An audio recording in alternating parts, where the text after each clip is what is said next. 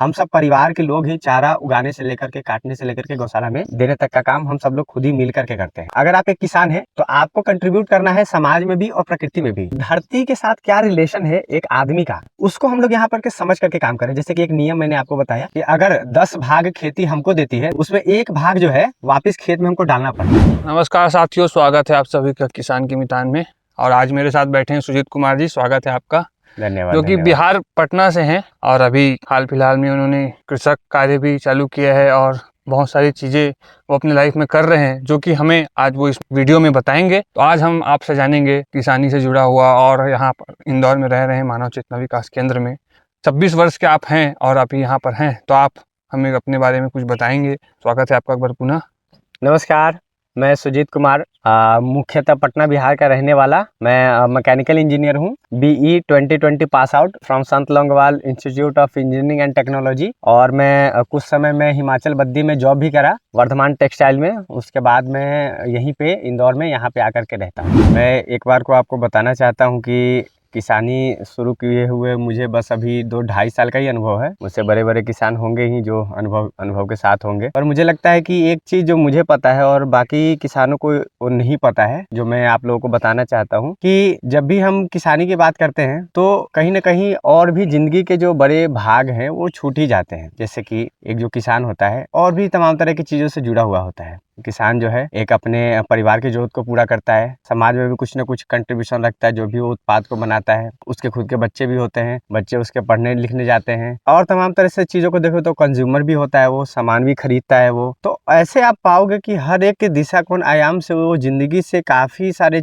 आयामों को टच करता है एक किसान। और अभी की जो स्थिति, अभी की जो हालत है कि इतने सारे आयामों के होने के बाद भी आज जो किसान है उस तरह से खुशहाल नहीं दिख रहा है। इतने सारे जिंदगी के मुद्दों में जो भी अभी फंसा हुआ है, उस तरह से खुशहाल नहीं दिख रहा है किसानी करते हुए, खेती करते हुए। क्यों नहीं दिख रहा है? क्योंकि बाकी की जो जरूरत की जो चीजें हैं वो पूर्ति नहीं कर रहा है। बाकी की जो जरूरत की जो चीजें हैं वो डिपेंडेंट है बाहर की मार्केट के ऊपर। कुछ ही चीज को उत्पाद कर पाता है। क्योंकि होलिस्टिक जो सोच है, समग्रता में जो सोच है कि एक समग्र एक किसान को कैसा होना चाहिए, वो अभी तक सोच कोई भी किसान उस तरह से नहीं सोच पाया है। कोई भी एक मॉडल हमारे सामने आज तक ऐसा पेश नहीं हो पाया है कि उस तरह से सोच करके एक किसान खुशहाल जिंदगी ताउम्र जी सके। इसके अलावा क्या हो रहा है, तो किसान आत्महत्या कर रहे, वो आपको हमको पता ही है जी। किसान की स्थिति दिन पर दिन दयनीय होती जा रही है। पहले आज़ादी के बाद लगभग 80% लोग किसानी खेती से जुड़े हुए थे। दिन पर दिन अभी समय आते आते बस 40%, 35% के आसपास आकर के रुक गए हैं। तो ये हमको साथ साथ ये भी दिखता है कि लोग किसानी से हट भी रहे हैं, और हमारे दिल में इज्जत किसान की अभी भी वही हम करते हैं कि किसान कैसा इज्जत होना चाहिए, पर वो कामना रूप में ही है। उस तरह से इज्जत जो है हम अभी किसान की नहीं कर पाते हैं। किसान मर रहे हैं, ये उदाहरण के तौर पे हमारे पास है ही कि अभी स्थिति दयनीय। तो आप मुझे बताइए, आप 2-2.5 वर्षों से खेती कर रहे हैं, तो आप खेती में आपने क्या क्या आपका एक्सपीरियंस रहा है, क्या किया है आपने, वो थोड़ा हमें और दर्शकों को बताएं। खेती में मेरा मुख्य रूप से चारा कटाई, चारा बुनाई और चारे में पानी देना, पूरी तरह से चारा को देखना भी रहा। और कुछ सब्जी भाजी भी मैंने अपने खेतों में लगाया, उसको उगाया, उसको खुद खाया भी। और सब्जी भाजी के अलावा कुछ हमने फलों के वृक्ष भी लगाए जो कि अभी भी फल फूल रहे हैं। इतने सारे कामों के साथ अभी मैं जुड़ा हुआ हूँ। चारा को किस उद्देश्य से आप लगाया करते थे, वो भी हमें बताएं थोड़ा। मुख्य रूप से जो जहाँ पे जिस जगह पे हम रह रहे हैं, मानव चेतना विकास केंद्र इंदौर में, यहाँ पे मुख्य जो जरूरत है चारे की, वो गौशाला को हमको देना रहता है। गायों के लिए हम चारा उगाते हैं, और जो भी हम चीज़ें उगा रहे हैं यहाँ पर वो एकदम शुद्ध तरीके से उगा रहे हैं। शुद्ध इसलिए उगा रहे हैं कि और कोई अलग से लोग इसमें इन्वॉल्व नहीं है। हम सब परिवार के लोग ही चारा उगाने से लेकर के काटने से लेकर के गौशाला में देने तक का काम हम सब लोग खुद ही मिल करके करते हैं। ये सबसे यूनिक चीज़ है हमारे यहाँ के किसानी, हमारे यहाँ के खेती में। तो कितना चारा की आवश्यकता होती है आपके गौशाला में? लगभग 1200 से 1500 के आसपास हमको किलो चारा पर दिन लगता है। प्रतिदिन? हाँ, सुबह शाम? जी जी, सुबह शाम। अच्छा, तो इसमें चारा के जो प्रकार होते हैं उसको भी थोड़ा आप बताइए, आपका जो रहा है। मुख्य रूप से तो चारा के 2 भाग होते हैं। एक तो पेरेनियल चारा होता है और एक सीजनल चारा होता है। पेरेनियल तो वो चारा होता है जो कि साल दर साल उगते ही रहते हैं, और सीजनल चारा वो रहता है कि आप कोई सीजन में उगाते हैं। जैसे कि बरसीम, अभी जो आप पीछे खेत में देख रहे हैं, ये इसका सीजन होता है कोई। और एक कभी ज्वार आता है, फिर बाजरा आता है, मक्का आता है, वो सब सीजनल में वो काउंट किया जाता है। और हमारे पास नेपियर हो गए, जुजबा हो गए और उसकी वैरायटीज हरियाणा गोल्ड हो गए, और इस तरह के जो चारे हैं उसको हम पेरेनियल में कंसीडर करते हैं। तो हम वो इतने तरह के हमेशा चारे, लगे रहता है पेरेनियल हाँ पेरेनियल वाले हमेशा सालों लगे रहते हैं, बस पानी डालो और कटाई करते रहो, और थोड़ा बहुत उसमें और मेहनत की जरूरत रहती है कि बीच में हल चलाना। अगर लंबे गांठे वाली आपके पास चारे हैं जैसे कि हरियाणा गोल्ड और इस तरह के चारों में आपको बीच बीच में हल चलाना पड़ता है। तो इन सभी चारों पर आपने काम किया हुआ है? जी जी, मैं खुद लगाया हूँ, खुद लगाने से लेकर के काटने तक का काम अच्छे से उसको जानता हूँ। तो और इसमें आपने केमिकल यूज किया है उसके उर्वरकता को बढ़ाने के लिए, उत्पादन को बढ़ाने के लिए, या एकदम जैविक तरीके से इसको किया है? इसको तो जैविक तरीके से ही हमने शुरू किया है, क्योंकि हम सबको पता है कि खाद डालने से उर्वरकता जो है ना कम होती है। जो भी हम जमीन की? केमिकल खाद डालते हैं जी। उसकी उर्वरकता कम होती है। तो उर्वरकता हमको बढ़ानी है जमीन की, बिना ये प्रॉफिट का सोचे हुए। अगर प्रॉफिट सोचते हैं फिर तो केमिकल पे ही जाना पड़ेगा। अगर प्रॉफिट का नहीं सोचते, अगर धरती का भी सोचते हैं और हम अपने स्वास्थ्य, अपने गाय का स्वास्थ्य का भी सोचते हैं, तो हम जैविक खेती के साथ यहाँ पे बने हुए हैं, और पूरी तरह से हमारी जो खेती यहाँ पे है जैविक खेती हम करते हैं। तो जमीन जो दे रही है उसको बनाए रखते हुए आपकी जो आवश्यकता है आप उसको ले रहे हैं, तो इससे दोनों तरफ है, मतलब जमीन की उर्वरकता भी खत्म नहीं हो रही है और आपकी जो आवश्यकताएं हैं चारा की वो भी पूरी हो रही है। जी, क्योंकि इसके पीछे का जो सिद्धांत है मुझे लगता है आप सबको पता होना चाहिए कि अगर 10 भाग खेती हमको देती है, 10 भाग से खेती का जो उत्पाद हमको मिलता है उसमें एक भाग जो है वापस खेत में हमको डालना पड़ता है। अच्छा। जैसे कि पानी के रूप में, खाद के रूप में, और तमाम तरह के जो जैविक लिक्विड खाद होते हैं हम उसको बना करके खेत में, मतलब कि वजन अगर 10 क्विंटल अगर आपको उत्पादन मिला है खेत से, तो 1 1 क्विंटल क्विंटल जो आप है ना आपको खेत खेत में में हाँ देना फेंकना होगा। पड़ेगा। जो किसी भी उत्पाद है फॉर्म में उसी हो में, सकता है। हाँ। जी जी, खाद के फॉर्म में होना चाहिए वो। हाँ, तो एक आपने बोला जैविक खाद कुछ बोला है, उसके बारे में थोड़ा बताएं कि आप क्या यूज करते थे अगर केमिकल यूज नहीं करते थे? तो जैविक खाद में जैसे कि हम लोग वेस्ट डिकम्पोजर बनाते हैं, लिक्विड खाद है ये, और एक हम खट्टी छाछ भी बनाते हैं। खट्टी छाछ के अलावा हमारे पास वर्मी वॉश रहता है, केचुआ का जो नहाया हुआ जो पानी बचता है, और सॉलिड खाद में हम गोबर का खाद बना हुआ यूज करते हैं। और भी जैसे कि केले के छिलके में काफी सारे उसमें अपने को पोटाशियम मिलता है, तो केले के जो छिलके रहते हैं उसको भी हम लोग सड़ा करके उसमें से जो सत निकलता है पानी, उसका फिर हम छिड़काव करते हैं पेड़ पौधों के ऊपर। और भी जो हमारे मित्रगण है जिनको भी पता रहता है कि और भी कुछ कुछ चीजें हम ऐसे बना पाते हैं, तो उनसे भी हम ले पाते हैं। लेने के बाद उसको छिड़काव भी करते हैं उस चीज का। हम गौमूत्र का भी हम लोग छिड़काव करते हैं, जो कि फंगिसाइड के लिए बहुत बढ़िया रहता है कि फंगस नहीं लगता है खेतों में। तो गौमूत्र का भी छिड़काव उसको जड़ में भी डाल सकते हैं आप। और सॉलिड तरह की खाद को सीधा हम लोग बुआई के समय ही, एक तरह से खेत तैयारी के समय ही हम बढ़िया से खेत तैयार कर देते हैं, खाद फेंक करके, हल चला करके और रोटावेटर चला करके खेत तैयार। और फिर बीच में एक आध दो बारी को, एक बारी या फिर दो बारी को बीच में अगर जरूरत लगता है तो फिर हम सॉलिड खाद भी खेतों में फेंकते हैं। अदरवाइज लिक्विड खाद पे हम लोग ज्यादा प्रेफर करते हैं, क्योंकि वो इजीली वो खेतों तक पहुंच जाता है, जड़ तक पहुंच जाता है। तो आपने स्टार्टिंग में कहा कि कृषक का एक और पार्ट होता है, उनकी आवश्यकताएं होती हैं, है ना, उनके जीवन यापन, बच्चों के, और जो भी सब रिलेटेड आपने बात कही। तो आप क्या अपने आप को उस जगह पे देखते हैं कि जो अभी बाहर यहाँ से जो समस्याएं हैं उसमें आप अपने आप को किस हद तक देखते हैं? आपको भी वही समस्याएं सामना करना पड़ रही है जो एक बाहर कृषक को करना पड़ रही है? मुझे लगता है कि अगर सिर्फ किसानी का शब्द का यूज किया जाए तो आज के समय में कोई किसान बनना नहीं चाहता है। उसके पीछे का जो कारण है कि वो हमेशा दीन प्रवृत्ति का ही पाया गया है, कि हर चीज के लिए वो दूसरे के ऊपर डिपेंडेंट। हम यहाँ क्या अलग कर रहे हैं वो आपको बता दे कि एक हमेशा मैंने एक शब्द यूज किया, हॉलिस्टिक सोच के साथ अपने को, हॉलिस्टिक अप्रोच चाहिए अपने को ना, कि अगर आप एक किसान है तो आपको कंट्रीब्यूट करना है समाज में भी और प्रकृति में भी। आपको अकेले में किसानी कर करके दो चार चीजें आप उगा सकते हैं, उससे बाकी की जरूरत की चीजों के लिए आपको निर्भर होना पड़ता है। तो क्यों ना एक ऐसा एक सामूहिक कार्यक्रम ऐसा एक बनाया जाए, एक ऐसा एक मॉडल में ऐसा लोगों के साथ ऐसा रहा जाए कि किसानी भी हो, आपके बच्चों का लालन पालन भी हो, आपकी पढ़ाई लिखाई भी हो, आपके बच्चों की पढ़ाई लिखाई भी हो, और बाकी की जो जरूरत की जो चीजें है ना आप मिल करके ऐसे उगा करके ऐसे जिंदगी जी पाओ। ये मुझे लगता है कि हॉलिस्टिक सोच की तरफ हम इशारा कर रहे हैं, क्योंकि किसानी हमेशा ना अपने जरूरत की चीजों को कभी पूरा नहीं कर पाता है। अगर यही इसमें जरूरत की चीजों में थोड़ा सा और बताएं। जैसे सामान्य रूप से खाने पीने की चीजें, कपड़े लेते की चीजें, और जरूरत में देखें तो आप बच्चों की पढ़ाई लिखाई, मुख्य तो वो शिक्षा है, और हमारे जो रहने के लिए के वातावरण, एक प्राकृतिक वातावरण तो है ही, जो बोलते हैं कि स्वच्छ हवा मिलनी चाहिए अपने को, स्वच्छ पानी मिलना चाहिए, और एक ऐसा वातावरण जहाँ पे कि अच्छे लोग रहते हों। और अच्छे लोगों का तात्पर्य यही है कि जिस तरीके का माइंड सेट, जो जिस अप्रोच के साथ आप चल रहे हो वो अप्रोच के साथ वो भी चले हैं। सिर्फ अच्छे लोगों वीडियो का मतलब इतना ही है कि आपकी लक्ष्य दिशा कार्यक्रम एक हो और बाकी लोगों का भी लक्ष्य दिशा कार्यक्रम वही हो, तब तो समान हो पाएंगे ना जी। तो इस तरह की इतनी तरह की तो चीजें रहती है, एक आदमी को आने जाने के लिए साधन भी चाहिए। तो इतने जिंदगी का बड़ा फैलाव को एक किसान सिर्फ किसानी करके नहीं पा सकता है, एक अकेले किसानी करके नहीं पा सकता। बिल्कुल अकेले का कार्यक्रम नहीं है, अकेले का कार्यक्रम नहीं है, एक अकेला तो किसान। जैसे कि पाठ है चारा, वो आपने देखा किया है ना, ऐसे ही चारा वहाँ जहाँ पहुँचता है, वहाँ जिसकी आवश्यकता है गौशाला में, वो एक पार्ट वो पूरा कर रहे हैं, वहाँ से फिर दूध निकल रहा है, और ये सब मतलब एक सामूहिक कार्यक्रम है ये।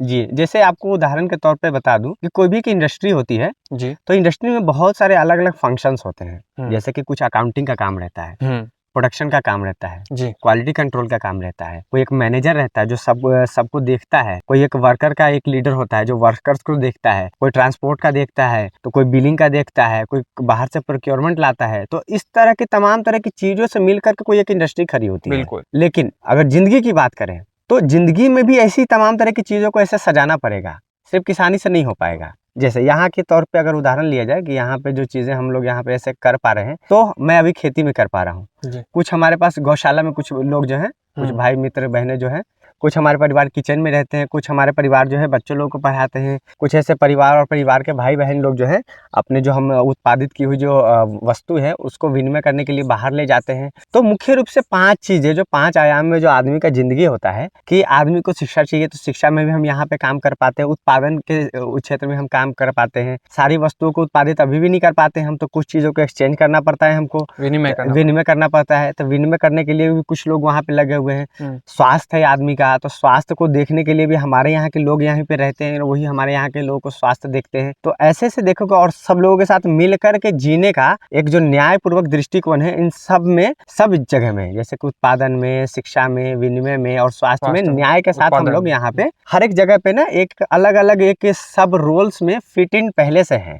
जी। हाँ, क्योंकि सब लोग अच्छे, सारे फंक्शन, सारे नट बोल्ट एक जहाज के अच्छे से काम करेंगे तभी जहाज आगे बढ़ पाता है। तो अगर इस जगह के आप देखोगे तो हम सब लोग अच्छे से फंक्शन कर पा रहे हैं, इसलिए है कि जो है होलिस्टिक जो है ना अप्रोच के साथ हम लोग यहाँ पे बढ़ पा रहे हैं। सिर्फ किसानी नहीं कर रहे हैं, किसानी के अलावा भी हम कुछ कर रहे हैं कि समाज को देने की जगह पे भी हम है कि समाज को चाहिए क्या। तो दो ही तो चीज आदमी की नीड है, एक तो जरूरत की नीड है अपने खाने पीने की, सामान्य रूप से जो सुविधा जिसको बोलते हैं, इसमें कि टोपी, कपड़ा, मकान और रोटी और आने जाने के लिए साधन और बाकी तमाम तरह की चीजें। और दूसरा भावनात्मक पक्ष है आदमी का कि भाव के साथ आदमी जीना चाहता है, तो उस तरह के भावपूर्ण व्यक्तियों के साथ एक सामूहिकता में रहे। तो दो ही तो नीड है, तो ये दोनों नीड को हम लोग यहाँ पे फुलफिल कर पा रहे हैं, जिसमें कि 30 परिवार, 110 लोग साथ में मिलकर के यहाँ पे हम खेती, गौशाला, कुछ उत्पादन भी कर पा रहे हैं। खेती में बहुत सारी चीजों को हम बना पाते हैं। कुछ प्रोसेसिंग के हमारे पास यूनिट्स हैं, गौशाला है, बेकरी है, अपने पास अर्क यूनिट है, बॉटनिका है, मिल्क प्रोसेसिंग यूनिट्स हैं,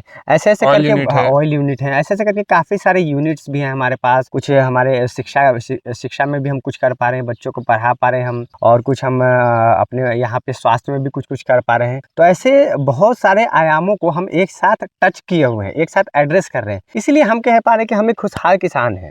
यही एक फर्क है यहाँ पे जो हम खेती किसानी कर रहे हैं और बाहर में जो खेती किसानी पहले मैं करता था या सुनता समझता था। तो यही एक बेसिक फर्क मैं यहाँ पे समझ पाया कि होलिस्टिक अप्रोच के साथ हम लोग बढ़ पा रहे हैं। तो अभी आप अपने आप को किस स्थिति में देखते हैं? आपने किसानी भी एक पार्ट हो गया चलो लाइफ का, आपने जब स्टार्ट किया था यहाँ रहना, तो उस समय से और अभी में क्या आपके पर्सपेक्टिव में चेंज आया है? आपका जो नजरिया है अभी वो कैसा है अभी किसानी को लेकर और अपने आप को लेकर यहाँ रहते हुए? यहाँ पे जो मुख्य नजरिया मेरा बदला है कि पहले प्रॉफिट चाहिए और प्रॉफिट ही सब कुछ है, क्योंकि जिंदगी में पैसा इंपॉर्टेंट है, ये अप्रोच रहता था मेरा किसानी से पहले। और जब मैं घर पे भी थोड़ी बहुत किसानी वगैरह में करता था, तब तक तो वही अप्रोच था। जैसे मैं यहाँ पे आया मानव चेतना विकास केंद्र इंदौर में, तब मैं पिवड़ाई में, यहाँ गांव का नाम पिवड़ाई है, आप लोगों को बता दूं।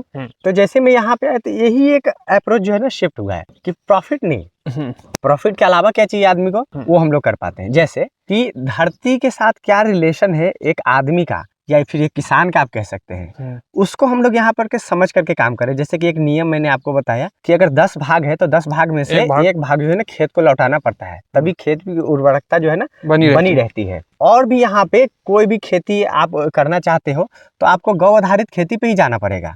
क्योंकि गाय का जो गौमूत्र है और गाय का जो गोबर है ना, वो खेती के लिए बहुत ही उपयुक्त है। अच्छा। हाँ, तो ये 2-3 तरह मोटे-मोटे जो नियम हम पहचान पाए हैं कि गौ आधारित खेती और ज़रूरत के हिसाब से चीज़ों को उगा पाना। ये लोग हम लोग यहाँ पे इस चीज़ का हम कर पाते हैं कि अपनी ज़रूरत कितनी है, हमारे जितने भी लोग रह रहे हैं, उसको पहले हम आइडेंटिफ़ाई करते हैं, उसको तय करते हैं कि इतनी हमारी ज़रूरत है, उसमें कोई कोताही नहीं करते कि कम कर लेते हैं हम। जो ज़रूरत है एज़ इट इज़ हम करते हैं, एज़ इट इज़ हम लिखित में उसको रखते हैं कि इतना ज़रूरत है, इस खेत से हमको इतना चाहिए, इतना गेहूँ चाहिए, इतना सरसों चाहिए, इतना हमको अनाज चाहिए, इतना हमको दलहन-तिलहन ऐसे-ऐसे करके चारा चाहिए, इतना हमको, और हमारे फल-फूल के वृक्ष इतने होने चाहिए, फल-फूल के सब्जियाँ के भी वृक्ष इतने होने चाहिए, पेड़-पौधे इतने होने चाहिए। हम सबको नीड को पहले आइडेंटिफ़ाई कर लेते हैं, उस हिसाब से हम खेती करते हैं। ये जो 3 जो बेसिक जो नियम है कि ज़रूरत के हिसाब से आकलन करके खेती, और दूसरा कि खेती का जो एक भाग है वो खेत को लौटाना, और तीसरा कि गौ आधारित खेती, जैविक खेती पे, ये 3 मोटे-मोटे जो नियम है हम लोग पहचान करके यहाँ पे कर पा रहे हैं। इसीलिए हम खुशहाल रह पा रहे हैं, क्योंकि प्रकृति के विरुद्ध जाकर के आप कोई भी काम करके सुखी रह जाओगे, हैप्पीनेस को पा लोगे, ऐसा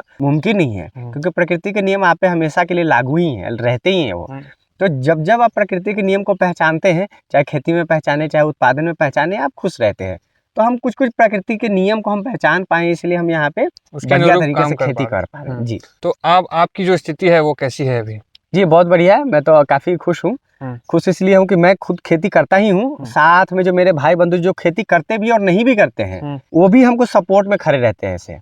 कि यहाँ पे सहयोग का कार्यक्रम है, जो यहाँ पे हम खेती कर रहे हैं, यहाँ पे हमारे बैक एंड में बहुत सारे ऐसे लोग हैं जो खेती को अप्रिशिएट भी यहाँ पे कर रहे हैं और खेती को सपोर्ट भी कर रहे हैं। और कहीं पे मैं कम पड़ता हूँ, कुछ कामों की ज़रूरत पड़ती है खेती में भी, तो बाकी के लोग जो खेती नहीं भी जानते हैं, वो भी आकर के हमको सहयोग करने के लिए हमेशा तत्पर रहते हैं। उस हिसाब से देखता हूँ कि मैं काफ़ी खुश हूँ, यहाँ के लोगों को सपोर्ट को देख करके भी मैं। और खेती के अलावा भी कोई अदर उत्पादन क्षेत्र में आपका योगदान है अभी? जी। खेती के अलावा मैं यहाँ पे कुछ स्नैक्स में कुछ चीज़ें बना पाता हूँ, जैसे कि सेव चिप्स में, और केले के चिप्स, और 2 तरह के फीकी और तीखी सेव, हींग वाली सेव हम यहाँ पे बना पाते हैं। आप ही देख रहे हैं उसका? जी, कुछ बच्चों का क्लास वगैरह भी मैं ले पाता हूँ।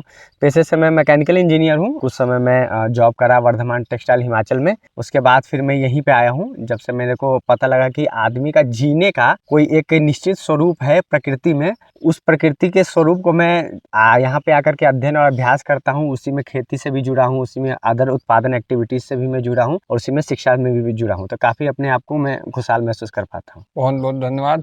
बहुत बढ़िया लगा आपसे बात करके। बहुत-बहुत धन्यवाद, आपने समय दिया अपना। जी। और मैं आशा करता हूँ आप लोगों को भी कुछ उपयोगी लगी होगी हमारी ये चर्चा। और आप कभी भी अगर यहाँ आना चाहें, मानव चेतना विकास केंद्र पिवड़ाई इंदौर के पास, तो आप जरूर आकर देखें। सुजीत भाई यहाँ रहे, आप उनसे जरूर मिले और देखें यहाँ पर क्या काम हो रहा है। खेती ही नहीं, उससे एक होलिस्टिक में जो उन्होंने कहा, समग्रता में हम देखने पर हमको यहाँ समझ आएगा खेती एक हिस्सा है उत्पादन का, और उससे बड़ा काम यहाँ पर हो रहा है जो आपको यहाँ देखने को मिलेगा। तो आप जब कभी भी समय मिले तो जरूर यहाँ पर आकर देखें। और एक बार पुनः आपका धन्यवाद, आपने अपना कीमती समय दिया। धन्यवाद आप सभी।